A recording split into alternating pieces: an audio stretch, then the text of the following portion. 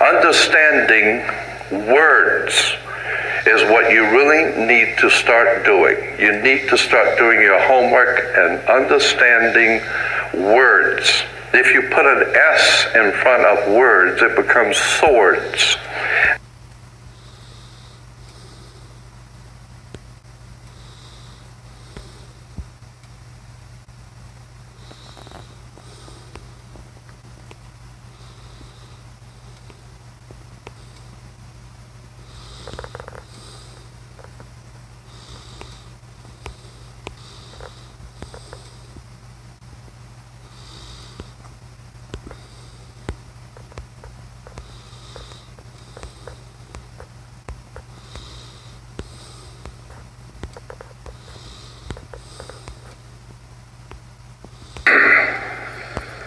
Understanding words is what you really need to start doing. You need to start doing your homework and understanding words. If you put an S in front of words, it becomes swords.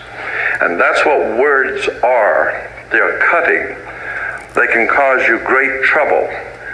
Humans are word-controlled creatures. So we need to establish what words mean.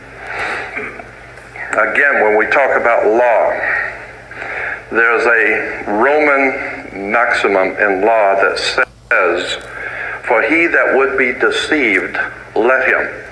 Simply meaning, if you are so ignorant as to be deceived, then that's your business, that's your problem. So you need to do your homework and find out what the words mean, especially in relation to law and government. Being the home of the brave, we're not free or brave, period. We're not free. This is not a free country.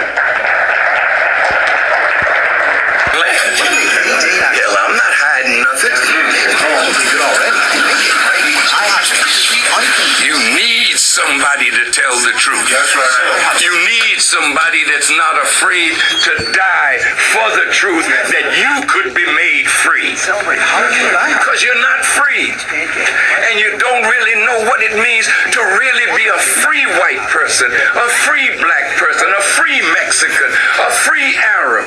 If you're afraid to tell the truth, what future does your children have in a society where truth is brushed to the curb?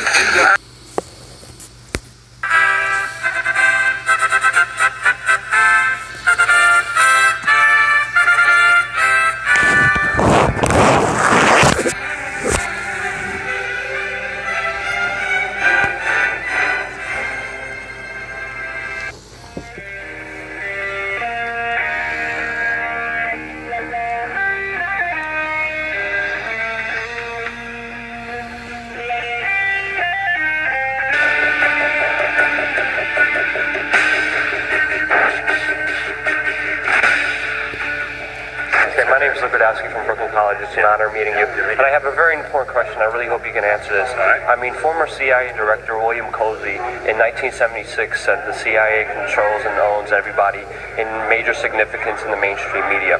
How do you think that relates in 2011? Bill Colby said that? Yeah. He's on record stating that as a fact. Saying the Central Intelligence Agency. Shortly after that, it's hard to talk to him about it, but I had never heard that Bill said something like that. He's a very sensible guy. It's certainly not true. There's got to be some kind of misunderstanding. Do you have a comment on Operation Mockingbird, possibly? What? Operation Mockingbird? What's Mockingbird? It's a CIA operation that infiltrates mainstream media and tries to control them. It's declassified. As you describe it, I don't see it. As you describe it.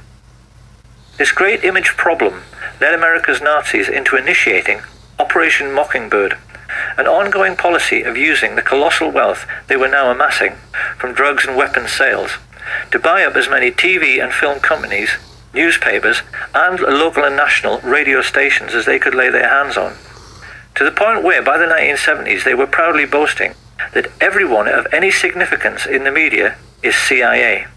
Do you have any people being paid by the CIA who are contributing to a major circulation American journal. We do have people who submit pieces to American journals. Do you have any people paid by the CIA who are working for television networks? This, I think, gets into the kind of getting into the details, Mr. Chairman, that I'd like to get into in executive session. Virtually every well-known journalist, newspaper editor, and television presenter became a secret CIA agent, as did many entertainers and film stars. The question now was how best to use trusted public figures like Walter Cronkite. And this was how the first investigative documentaries about the Kennedy assassination came to be made. It will come as a terrific shock to those who have sought truth and solace in these many films, feature articles, and TV specials, to learn that every last one of them, including Oliver Stone's JFK, was actually produced by the CIA. It's a truth you'll never hear on NBC or BBC. At CBS, we had been contacted by the CIA. As a matter of fact, by the time I became the head of the whole News and Public Affairs operation in 1954, the ships had been established, and I think it was entirely in order for our correspondents at that time to make use of CIA agent chiefs of station and other members of the executive staff of CIA as sources of information which were useful in their assessments of world conditions. Would you say that continues today? Well, I would think probably for a reporter it would continue today, but because of all of the revelations of the period of the 1970s, it seems to me that a reporter's got to be much more circumspect in doing it now, or he runs the risk of at least being looked at with considerable disfavor by the public. I think you've got to be much more careful about it.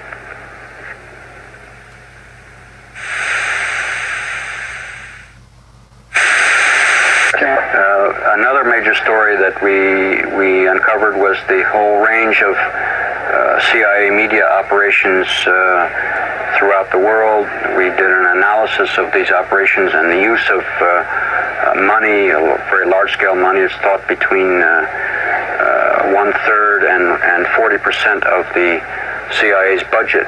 And I should say that that budget figure is the biggest secret that there is in Washington today. At that time, it was estimated that the 1978 budget was in the range of $1.5 billion. A more recent estimate by a military journal, not a liberal journal by any means, estimated that the CIA's budget today is in the range of $10 billion. At any rate, this analysis that we made of the CIA's media operations disclosed, among other things, that they deliver through CIA couriers ready to print or ready to broadcast news, and I put that in inverted commas, which is used by the media. And this is created by the CIA. How often does the CIA manipulate the media in this way, plant stories, get their views in the media? Is this fairly common as a modus operandi for the CIA?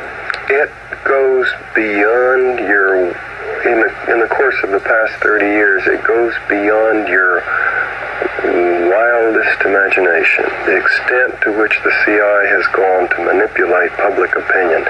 If you include the MH Chaos program, which was $1 billion program of setting up proprietary companies, setting up student organizations so they could draw radical students in and do every kind of duplicitous manipulation of national student movements, press, propaganda, labor, extensive formation of labor unions, funding of major labor unions, with the objective essentially of manipulating the mind and attitudes of workers throughout the nation and the world.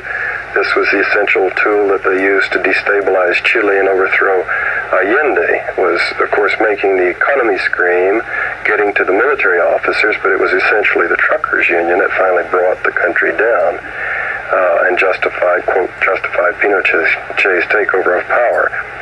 5,000 university professors they've co-opted. This is Church Committee revelations. I'm not making this up. It's in print. Church Committee's revelations. 5,000 university professors co-opted to help the CIA manipulate people's minds. 400 journalists in the U.S., including big-name journalists. Now, that's a big chunk of the prominent journalists co-opted to function routinely to help the CIA put out its stories and biases to the world. It's a truth you will never hear on NBC or BBC. If George Orwell was still alive today, and he was asked to comment upon all the significant political events of the last decade, it's quite likely he would simply restate the Orwellian definition of totalitarianism, to wit, a society living by and for continuous warfare, in which the ruling caste have ceased to have any real function but succeed in claim to power through force and fraud, and then ask whether this sounds like the world we live in.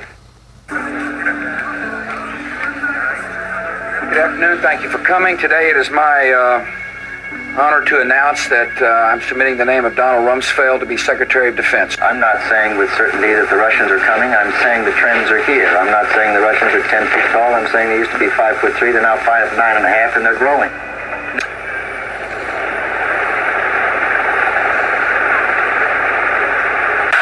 How was he as president? Kind of goofy. Really, he waved at Stevie Wonder. What the fuck?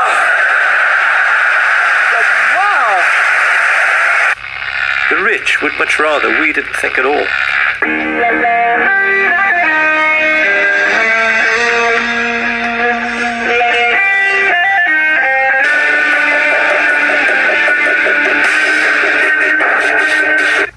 Do you have any people being paid by the CIA who are contributing to a major circulation American journal? We do have people who submit pieces to American journals. Do you have any people paid by the CIA who are working for television networks? This, I think, gets into the kind of getting into the details, Mr. Chairman, that I'd like to get into in executive session.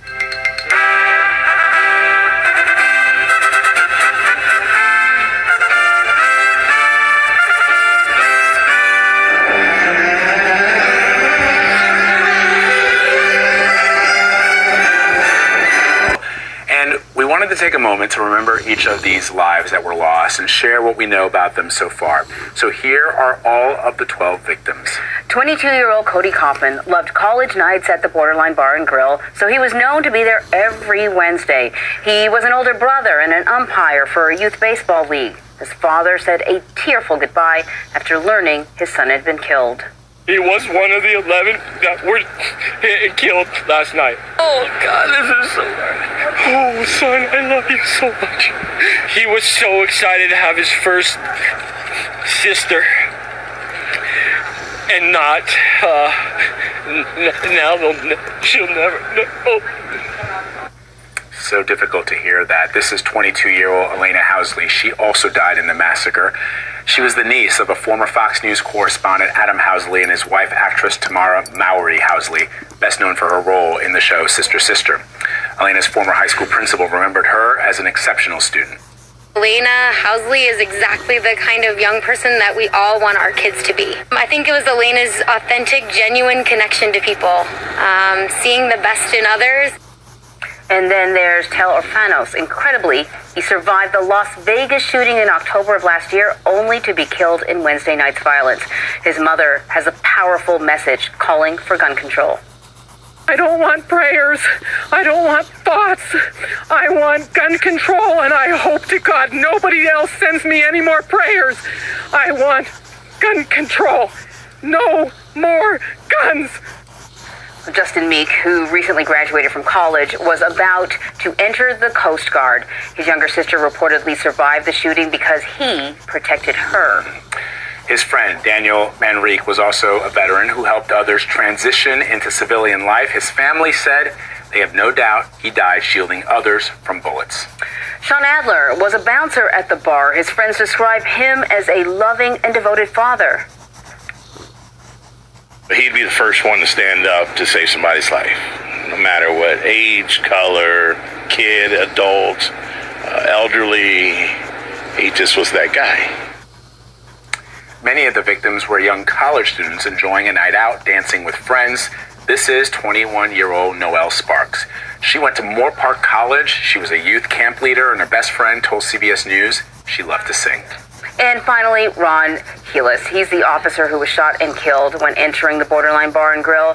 The Ventura County Sheriff had this to say about the man being hailed as a hero.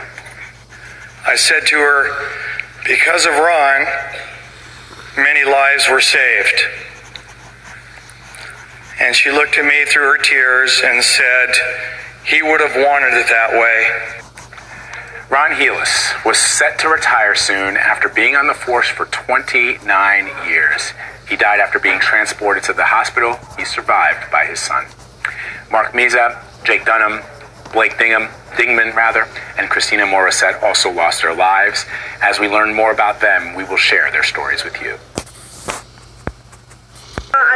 Everyone yelled, "Get down." So I ran to the left of the dance floor where the back door is, and everyone pretty much dogpiled on top of each other. And then it was silent for a couple seconds, and then all of a sudden, a couple guys that were closer to the bar, they got up and started running towards the back door and said, "Get up, he's coming."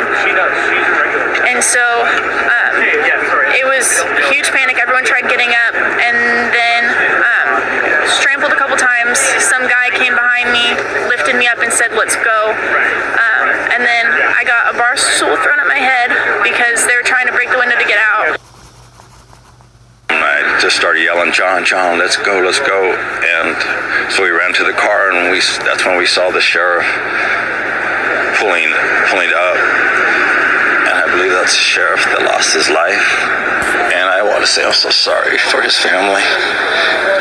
He was a brave man to come into those shots, because it was a scary situation for everyone. It really was. And the young kids, they were just having a good time, enjoying themselves. None of them deserve this at all. Now, authorities, the FBI is here, the ATF is here, of course, the Sheriff's Department. They are trying to identify this gunman so they can have some idea of the motive. They say that, of course, in this day and age, they are looking at the possibility this could be terror. There's no indication that it is terror. And the scene inside that club described by the sheriff as an horrific scene. Blood everywhere. 12 people dead at a college country music night at a bar in Southern California. John, back to you. Nick Watforth in Thousand Oaks.